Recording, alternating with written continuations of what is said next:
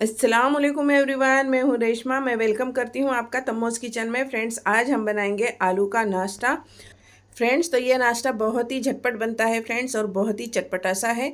इसे ज़रूर ट्राई करिएगा। अगर आपको पसंद आए तो प्लीज़ लाइक, शेयर और आपके अपने चैनल तम्मोज़ किचन को सब्सक्राइब ज़रूर करिए। तो चलिए देख लेते हैं हमने इसे बनाया कैसे है। हमने बड़े साइज़ के 2 आलू लिए हैं और इसे इस थिकनेस में हमने कट किए हैं। आलूओं को हमने इस थिकनेस में कट कर कर पानी में डालकर रख दिए हैं फ्रेंड्स, और साइड में हमने चूल्हे पे रख दिए हैं तपेली, और उसमें हमने पानी डाल दिए हैं। गैस ऑन कर दी है फ्रेंड्स। अब इसमें हम आलू डाल देंगे। आलू हमने बड़े साइज़ के 2 ले लिए हैं फ्रेंड्स। अगर मीडियम साइज़ के हैं तो 3 आलू लीजिएगा। छिलके उतार कर उसके इस थिकनेस में आप पीसेस करिए और फिर गर्म पानी में डाल दीजिएगा बॉईल होने के लिए। इसे हम 5 से 7 मिनट के लिए हाई फ्लेम पे बॉईल करेंगे फ्रेंड्स। बहुत ही जल्दी पक जाते हैं। अगर नहीं पकते हैं तो और 1-2 मिनट पका लीजिएगा। यहाँ पर हमने इसे 8 मिनट पका लिए हैं। अब इसे हम झारा से निकालेंगे, पानी निथार कर इसे हम मैश करेंगे छानने में।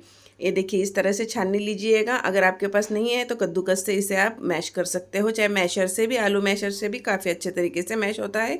छाननी से ना फ्रेंड्स बहुत ही सॉफ्ट, कोई लम्स नहीं रहती। अगर आप आलू मैशर से भी करोगे तो कोई लम्स नहीं रहनी चाहिए फ्रेंड्स, एकदम अच्छे से सॉफ्ट इसे मैश कर लीजिएगा। हमने आलू को मैश कर लिया है। इसमें 1/4 टीस्पून काली मिर्च का पाउडर डालेंगे, 1/2 टीस्पून चिली फ्लेक्स डाले हैं, 1/4 टीस्पून से नमक कम डाली हूँ मैं, और यहाँ थोड़ा सा हरा धनिया कटा हुआ डालेंगे। मैदा डाली हूँ मैं खाने वाले चम्मच से 1 चम्मच, और 4 चम्मच हमने लिए हैं इसमें कॉर्नफ्लावर। खाने वाले चम्मच से ही लिए हमने इसमें कॉर्नफ्लावर 4 चम्मच और 1 चम्मच मैदा। अच्छे तरीके से हम इसमें मिक्स कर लेंगे। इसमें हम थोड़ा सा तेल डाल देंगे। खाने वाले चम्मच से 1 चम्मच फुल भरकर इसमें हमने तेल डाल दिए हैं। अच्छे तरीके से हम इसे मिक्स करते हुए इसका डो बना लेंगे फ्रेंड्स। जैसे हम रोटी के लिए आटा लगाते हैं उस तरह से हम इसका आटा लगा लेंगे फ्रेंड्स। ये देखिए, अच्छे तरीके से हम इसे मसलते हुए इसका डो बना रहे हैं, और काफ़ी अच्छे तरीके से हमने इसे मसल लिए हैं। अब इसका डो बन गया है फ्रेंड्स। अब एक बार इसे हाथों से अच्छे से सेट कर लेती हैं और रख देते हैं इस पे। एक बात का ध्यान रखिएगा फ्रेंड्स, ज़्यादा पतला डो नहीं बनाना है। जैसे हम रोटी के लिए आटा लगाते हैं उसी थिकनेस से हमें इसे गूंद लेना है। अब मैं यहाँ पर फॉइल पेपर रखी हूँ फ्रेंड्स। मेरे पास पॉलीथीन की थैली नहीं थी दूध की। अगर आपके पास पैकेट है तो उस पर बड़े आसानी से बना सकते हो। और यहाँ मैं थोड़ा सा बड़ा लोई ली हूँ। अगर आप चाहे तो दूध की थैली पे बनाओगे तो थोड़ी छोटी लोई लेकर इसे बेल लीजिएगा। और ये देखिए, ये उड़ रहा है थोड़ा हवा से, इसलिए मैं हाथ से पकड़कर एक ही हाथ से थोड़ा सा बेल ली हूँ। अब हम इसे अच्छे तरीके से बेल लेते हैं फ्रेंड्स। इसे ज़्यादा मोटा नहीं रखना है फ्रेंड्स, थोड़ा सा पतला ही रखी हूँ मैं। और इसके अब हम साइड कट कर लेते हैं, क्योंकि इसे हमें स्क्वायर शेप में कट करना है। आप चाहे कैसे भी शेप में काट सकते हो फ्रेंड्स। इसे बनाना कोई शेप की ज़रूरत नहीं है। ट्रायंगल, रेड ट्रायंगल, कोई भी शेप दे सकते हो फ्रेंड्स।